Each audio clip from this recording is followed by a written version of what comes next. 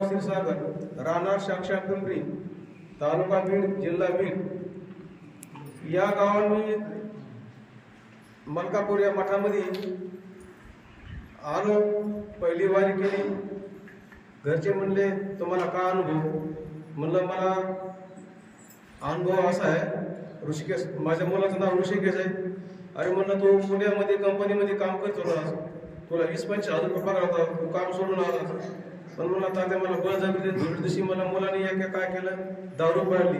मी नको म्हणलो। मी म्हणलो मलकापुरामध्ये लोक आपल्या गावात जातात, तिथं जाऊन बघतो, अनुभव घे महाराजाचा आशीर्वाद। मग म्हणलं तात्या तुम्ही येता का माझ्या संग बुधवारी? म्हणलं हो। मी बी आलो। मग ते दोघं माझे लेकर मग मोटरसायकल यायचे आणि मी यायचो बसमध्ये बसून।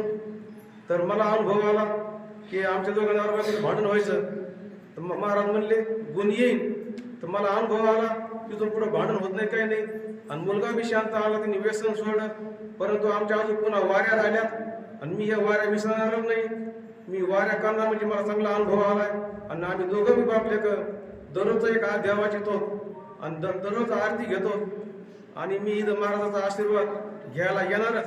आणि माझ्या मुलाचं कल्याण व्हावं, त्याला सोयरी केव्हा 2 हाताचे 4 हात व्हावा, हीच नम्रता विनंती।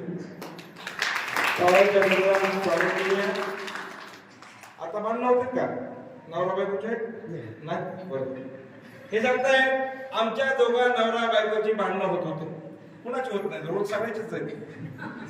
परंतु आमचे खूपच भांडणं होत होते। इथं आले, आशीर्वाद घेतला, दोघांची भांडणही बंद झाले। आणि मुलगा दारू पित होता, इथला आशीर्वाद घेतला, तो त्याची दारूही प्यायची बंद झाली आणि त्यांचं खूप छान चाललंय। हा त्यांचा अनुभव आहे। टाळ्याच्या गजरात